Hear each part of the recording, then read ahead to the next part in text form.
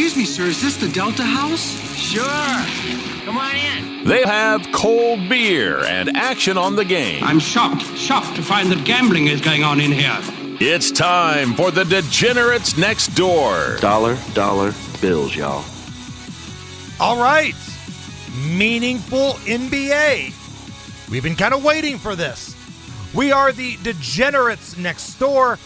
My name is Jason Hammer. I do the Hammer and Nigel show in Indianapolis.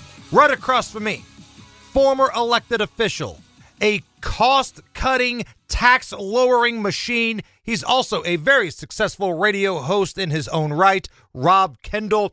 And Rob, before we dive into NBA playoffs, meaningful NBA, right? We've been kind of waiting for a while to say those words. They might actually play some defense, Hammer. I hate to give you credit. You know how much I despise tipping my hat to you. I find you to be a very mean-spirited, very petty man. All accurate. But you know your golf. I do. And you gave us some great advice on the Masters, on this program last week, even the week before, 2 weeks out. If people would have taken your advice, they'd be eating at Chili's, they'd be eating at Applebee's, they'd be getting extra crunchies at Long John Silver's right now, Rob. Yeah, I don't mean to brag, but this is actually the third out of the last 6 years that I have correctly picked the winner at the Masters. And at one point on Sunday, well, through most of Sunday, in fact, and part of Saturday, we had 1, 2, and 3 on the leaderboard of the five names. And it is strong. And ultimately, and I texted you midway through, I said, I'm the only guy who could lose this bet now. To have 1, 2, and 3 on the leaderboard with just a couple holes to go. And gosh darn it, I almost did lose it, but McIlroy with the come-from-behind victory, and boy, howdy, our toes are tapping. And look, the Masters is, I was talking to my old man because he's a golf nut, and he agreed. I said, the Masters is probably the easiest to bet because it's the same course every year, and guys' games just fit that course, so it's easier to kind of look around and go, I think that person is going to play well this year. And there's always a few variables, right? So you know the ShamWow, as you call him. Yeah. Old Vince and the ShamWow. You know he's going to drive the bejesus out of the ball. It's how's the short game going to work? That's right. And for most of that tournament, it was working really well. But then late Saturday and then Sunday, down the crapper. And Augusta's about avoiding the big numbers, and obviously DeChambeau found it through Amen Corner, and McIlroy at 13, and then what a tournament. It is probably will go down as the second best Masters ever, certainly in the TV era, next to 86 when Jack won his final Masters with the great comeback Norman's collapse. Probably the second best Masters ever. It was just an awesome weekend of golf. So now we turn our attention to the NBA playoffs. 82 games in the regular season, 82 days of talking about load management and mailing it in, and now we come down to the good stuff here. So let's go through the matchups that we know right now. Again, full transparency, we are recording this podcast on a Thursday at around noon, okay?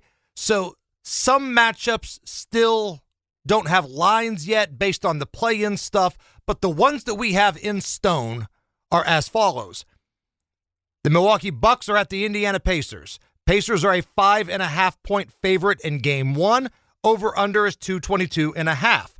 We've got the Clippers at the Nuggets. The Nuggets are a 2.5-point home favorite in Game 1. Over-under 225. Pistons at the Knicks.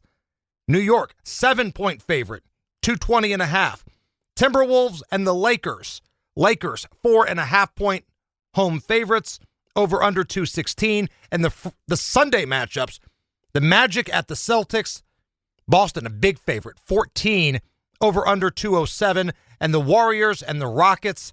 Rockets, Warriors. This one, it's basically a pick'em.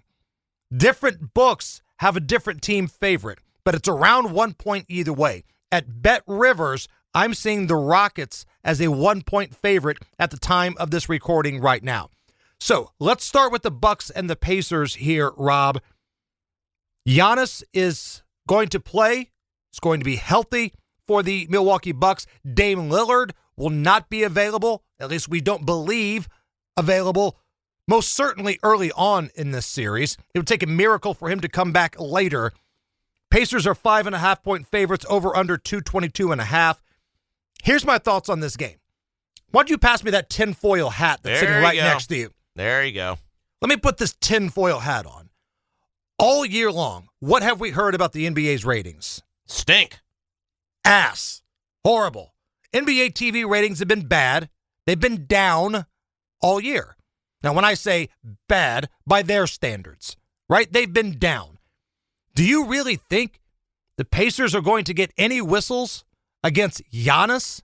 Last year, Giannis only played in a couple of these playoff games, missed the majority because he was injured. He's back now, one of the marquee stars in this league. Do you think these NBA referees, knowing the ratings are garbage, are going to give the Pacers any calls at all? No. Pacers are the better team. Pacers are deeper.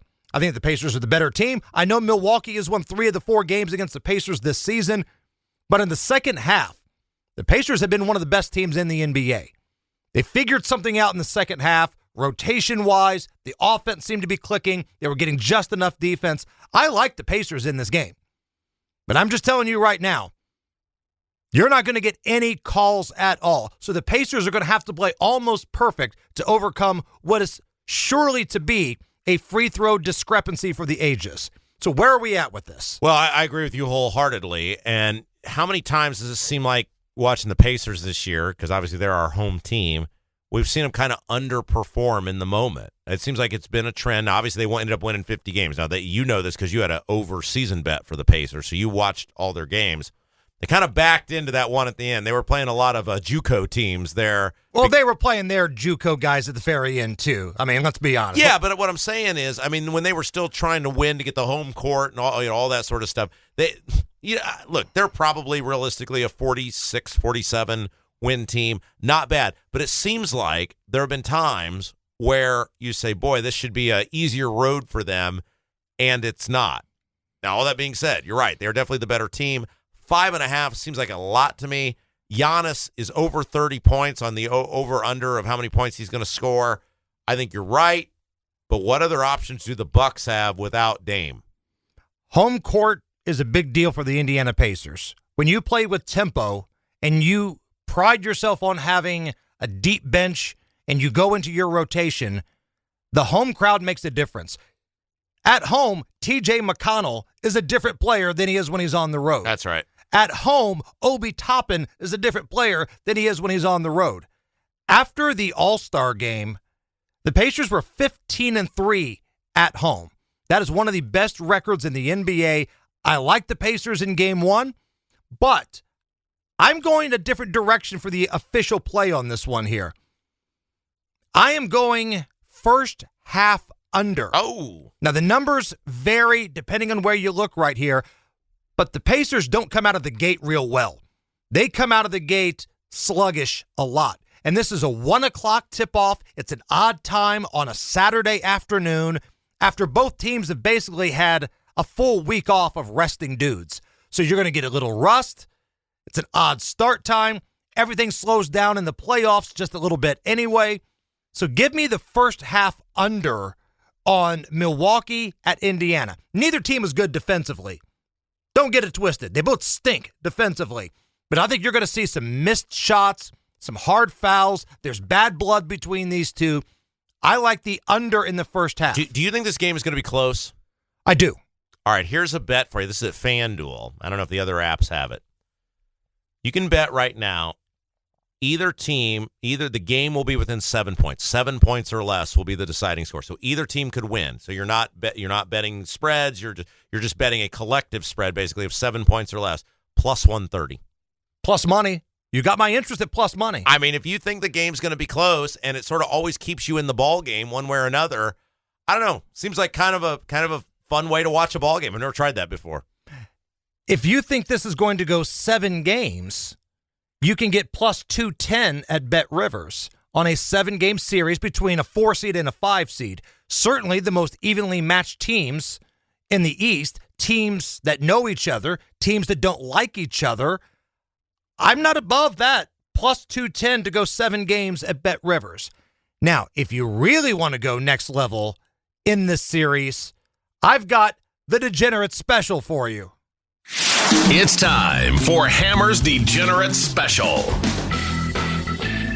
I'm not going to lie. The odds are not in your favor here. But there's a buzzer beater special available at Bet Rivers. Pacers and Bucks. We both agree you're going to have some close games. At any point in the series, if there is a buzzer beater, and what I mean by buzzer beater, there has to be 0 on the clock the minute the ball goes through the net. Oh. Not 0.1, not 0.2. Like that tip-in that LeBron James had to beat the Pacers a couple weeks ago. Yeah. 0's on the clock. If at any point in the series a buzzer beater happens, plus 1,600. Wow. So if there's a last-second shot to beat somebody, a walk-off dagger, It's got to go in. got to go in. Your $20 bet would pay out $320. Wow. That's not bad. I'm here for that. Now, some of these other series, like the one that I legitimately have no idea what to do with, and maybe we'll ask our professional handicappers when they come up next, the Clippers and the Nuggets. On paper, the Nuggets are the better team. And I don't want to get in the habit of betting against Joker in the first round of the playoffs. You love the Joker because he's fat. He was a fat kid. Now he's just a big corn-fed mule. He's the best player in the world. He should be the MVP over Shea. I'm sorry. Joker's a better player. I love his goon brothers that sit courtside. Like, I met his wife and kids at a game once. They're just absolutely adorable. I love them. But what the hell's going on with Denver? They fired their coach right before the playoffs. The general manager is a lame duck, and he knows that. As soon as this season is over, he's fired. Like, are they rebuilding? Are they a mess? Is there turmoil? Like, I have no idea what to do with this series, and we're going to talk to our professional handicapper, David Stephanoff, coming up in a little bit. Pistons at the Knicks, and I never thought, Rob, I would be in the position to defend the Knicks. As a kid growing up in Indianapolis, I remember the Reggie, Dale Davis, Antonio Davis against the Knicks that had, Spike Lee sitting front row and John Starks and Ewing and Anthony Mason. Those days are long gone, but it's still deep inside me. And by the way, is there anything better than the Garden Organ? Guy backing down across the half-court line, right. The organ playing, the crowd, there's just nothing better. The Knicks against the Pistons, I'm worn out by all the Piston talk. Oh. Like a lot of these people, Detroit, Motor City, they're back, the bad boys, they've got swagger, they're picking fights now, this is our team, we love Detroit. I think the Knicks are going to kick the shit out of the Pistons in this series. And Madison Square Garden is a really hard place, especially as a young team to go in and win. And I get the Knicks are banged up, but I think this is why they made those trades in the offseason. Like, Karl Anthony Towns might not have been a huge difference maker in the regular season, but in the playoffs, when everything slows down, Pistons have no matchup for that dude. Inside and outside. A big that can stretch the floor. I think the Knicks win this series in 5. Knicks in 5. Yeah, and you really don't have any idea for the first couple games of the NBA playoffs because we don't see these guys play defense all year, and they start trying to play defense in the playoffs. Correct. The Timberwolves at the Lakers. Lakers 4.5-point favorites in game 1. Over under 216. I'm taking a look at that over. I'm not mad at that over. 216 is certainly a doable number when you look at the players on that floor, from Luka to LeBron James to Ant-Man. If you're telling me I've got those 3 guys on the floor in a pretty low total, even for a playoff game, I'm not mad at that number. I wish I had the name Ant-Man around this radio station. Ant-Man. Instead, it's Bitch Boy. That's what they've dubbed Rob Kendall around this radio station. All right, so those are the Saturday games that we know of right now where lines have been set. We'll touch on the Sunday games coming up in just a little bit. But up next, our professional handicappers, Kenny Britt of KB Sports and David Stephanoff of Follow It Never Fade. We're going to get their thoughts on the NBA playoffs, their free plays coming to you next. Back on the Degenerates Next Door, I'm Jason Hammer, Rob Kendall right across from me. And on the hotline, we have got our professional handicappers ready to roll. Up first is Kenny Britt of KB Sports. Kenny, we've been talking some NBA playoffs so far. you were watching one of these play-in games last night, and you started texting me. You were bitching and moaning about something. I was half drunk. What was it? Well, they've got the replays now where you can, do the replay and call for a replay. And, I'm sick and tired. And there's so many replays in college too, but in the pros and NBA, you can twirl your finger, ask your coach to look at the replay, and ask for a replay. You kind of like the NFL, you lose a timeout if it doesn't, if it's not a successful challenge. Right. But they're doing this in the first quarter and in the first half. It's the equivalent of, on the first play of a football game, challenging a 3-yard reception. You're wasting a challenge. I don't understand it. The only time I would use a replay in the first half of a game is to prevent a key player from getting a third foul. Right. I don't think replays should be allowed until the fourth quarter in basketball and in football. That would speed so much stuff up. The flow of the game is just coming to a standstill. Stan Van Gundy on March Madness and the NBA is just having a fit about the replay scenarios. And it's getting old. And then you see these players twirling their fingers. It's getting old. You want the calls to be right, but technology's good enough to see it by the official sitting at the scorer's bench before they even get over there. So it's screwing up the flow of the game. You're seeing these players that elbow somebody in the neck, and they're like, "Oh, I didn't do nothing. Replay it." It's just getting old. I'm an old man. I'm tired of it. I know. Old man yelling at the cloud is what we're dealing with right now. Old man yelling at the cloud. Kenny Britt of KB Sports with us. So we're looking at the docket here. Got some good action on Saturday. Bucks Pacers, Clippers Nuggets, Pistons Knicks, T-Wolves Lakers. Then you go to Sunday and you get the Magic and the Celtics, Warriors, Rockets. There'll be a little bit more to add later on, but at the time of this show, this is what we're looking at. Which one of these matchups, specifically for this weekend, catches your eye? Well, we're all from Indiana, if people don't know that, and we're all big Pacer fans here on the show. So I think the Pacers are going to handle business on Saturday. I think they're going to, take care of Milwaukee. Dame's not playing. He's still out with the blood clot. However, I started thinking when I was handicapping that game, I thought, it seems like the Pacers are always down at halftime. So I went back and I looked. And I threw out the last 2 games because that was just, that was the junior varsity. Didn't matter. Right. But after that, the last 10 games, they've been down 7 games, and one of the games they were tied at halftime. So 8 of the games of the last 10 games, they would have lost the spread at halftime. So I'm going to take the Bucks plus 2.5 in the first half. Okay, I like that. I think Milwaukee will come out energized, and but full game, I think the Pacers are going to win. I think they're going to win pretty handedly. But first half, I mean, you go to a lot of the games, right? The Wizards had them down at halftime at home. They were down by like 8.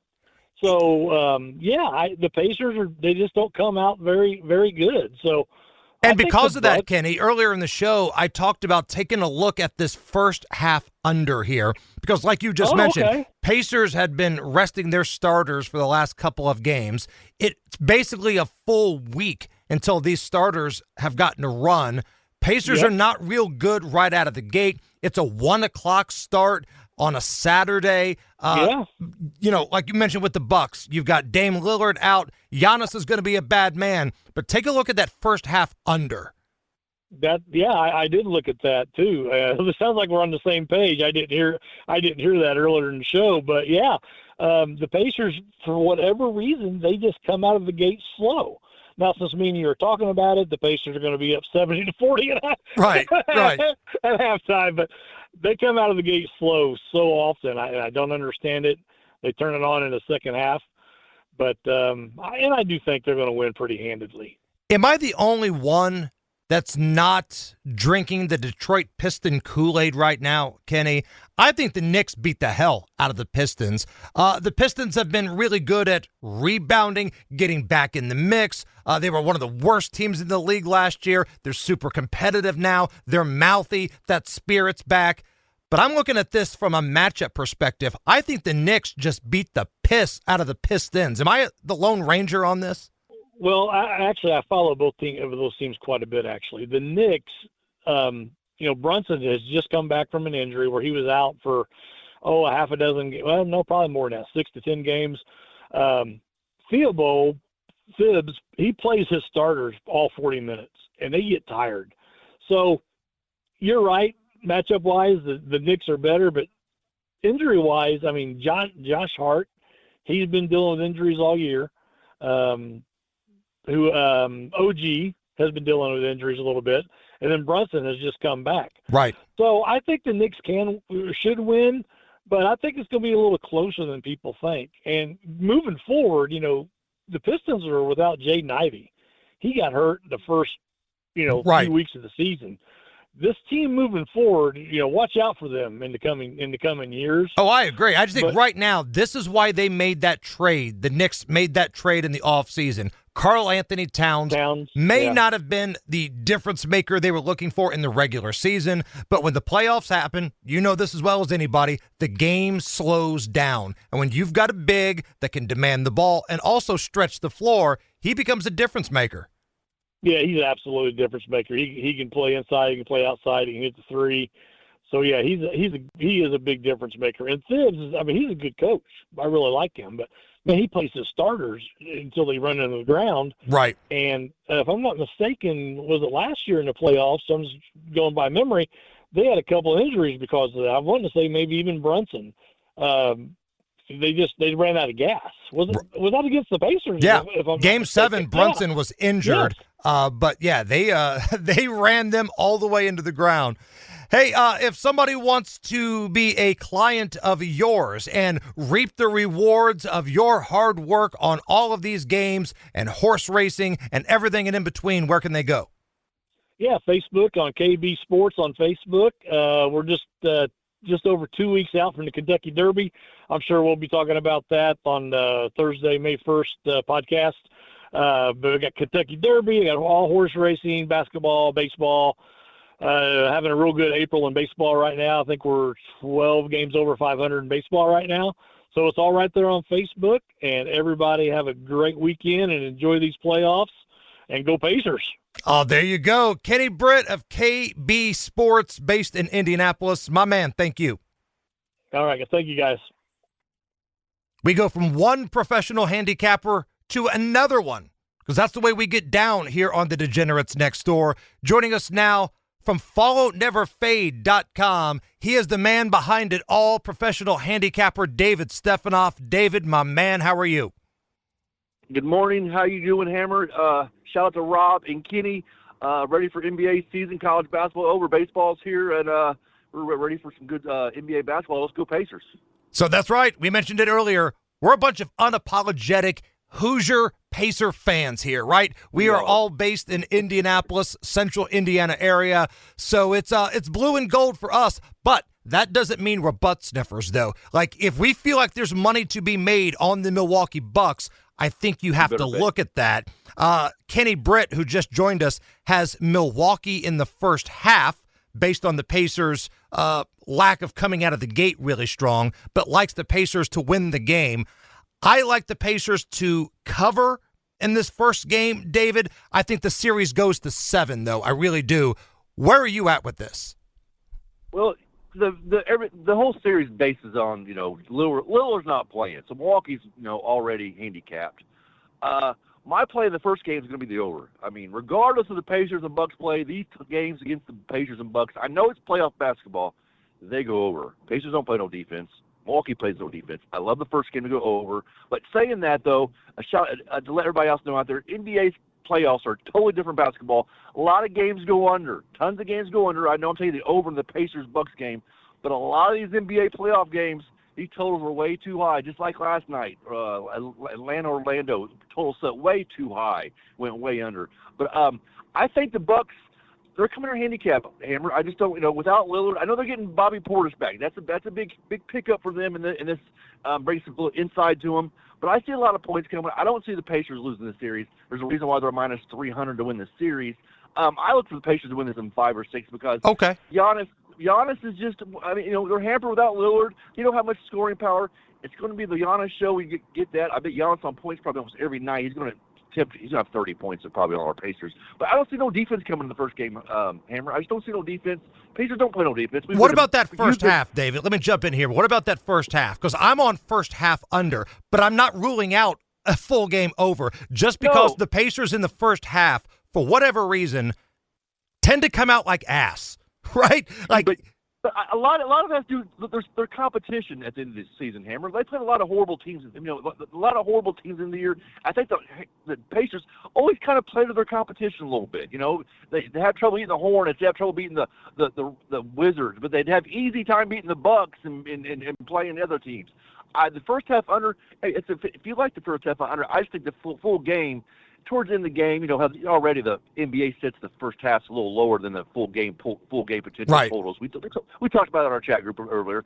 But if you like that, I just think that at the end of the day, Pacers are all gas to brace. But the big thing with the Pacers, we get the home. We already know us Indiana people. We got this home court advantage. I don't see us giving up too many games at home against the Bucks. I just don't do it. David Stephanoff with us. Follow it, never fade. To me, David, the series that I honestly have no idea what to make of is this Clippers and Nuggets series, because the Nuggets blow out their coach. They've got a lame duck general manager. We don't know if Joker is pissed off or not heading into the playoffs here.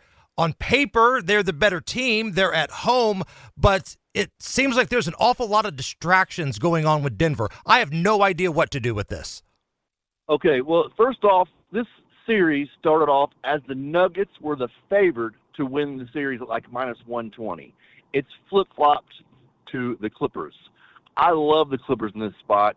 The first game line tells you all you need to know. It's 1.5, 2 points, and Nuggets at home. I showed you all you need to know about this series. Nuggets are in hot water.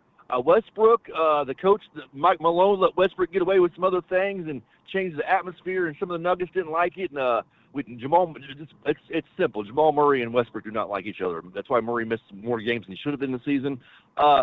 The coach and the general manager didn't talk to each other like the last month and a half. I don't know how that even happens in sports where those two important people as the franchise don't talk to each other. Right. It's a train wreck. It's a train wreck right now in Denver. I love Joker. Joker's the best player on the planet. We don't get it wrong. He has no help to this year. It's not the same Nuggets team they had last year. They lost a couple pieces off season, but I just think this is right for the Tyrone, Luke, and flat out coach.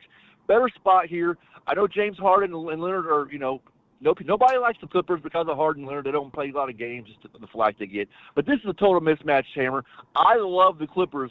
I got them early at plus 110, 115. Now they're the favorites to win the series. I don't see the Clippers losing this series to the Nuggets. Right on. If somebody wants to become a client of yours, if they want your picks, if they want to reap the rewards of your studious work, where can they go? Right now, Hammer, we're on an absolute crazy run in tennis and crazy run in college baseball. We're almost 50 games above 500 in college baseball. That's no bullshit. I'm going to say it again. We're like 95 and 45 in college baseball. I know a lot of people don't understand college baseball. Sports books don't carry it. It's easy money. Tennis, we're on fire in tennis. Baseball, I'm not going to lie, we're 50% right now in baseball this morning. We're 38 and 38. I'll tell the truth. I'm not these cappers that high buying the records and just want your money. I'll tell you, right now we're 38 and 38 in baseball. You can get all my plays, every tennis play, every baseball play, hockey play, NBA playoff play, $100 flat for the week. You get all my plays. Good stuff. Find out why they call me the GOAT sometimes. But anyways, thank you, Hammer. Thank you, Rob. Shout out to Kenny Brent. Let's keep this going, guys. A lot of winners this week. I like the Pacers Bucks game to go over, and I love the Clippers to win the series versus the Nuggets. Have a great week, Hammer, and I thank you for all you do. And shout out to all the degenerates out there. Don't forget to follow Number Fade. All right, coming right back. We'll wrap up the big show, talk a little more NBA playoff next. Back on the Degenerates Next Door, I'm Jason Hammer. Rob Kendall right across from me. Sunday, the Magic at the Celtics. Celtics are a 2-touchdown favorite in this one, 14. It's a big number. I'm not touching that number. The over-under is 207. I would take a look at the over just because it's a low number. But I think Celtics in 4. I think this is a sweep. Boston, they might not be the number 1 seed, but they're getting the brooms out, and they're taking care of business against Orlando. And the Warriors and Rockets, this is going to be a fun series. Warriors and Rockets, this is another one where, depending on which sports book you look at, different team might be favorite as of right now. Rockets at home, 1-point favorite at Bet Rivers. 214.5 is the total. I like Houston. I think this is a baby step, but I don't think they're ready yet. I'm not in love with this Golden State team, but again, broken record. As the pace slows down in the playoffs, an old crusty bastard like Draymond Green comes into play. Give me the Warriors in 6 in this one. Warriors in 6. So those are my plays. Do with that as you will. You've heard from our professional handicappers, Kenny Britt of KB Sports and David Stephanoff of Fall and Never Fade. And now it's time to get a little nuts. All right. Want to get nuts? Come on. Let's get nuts! Lights out! Now you want to get nuts? Come on!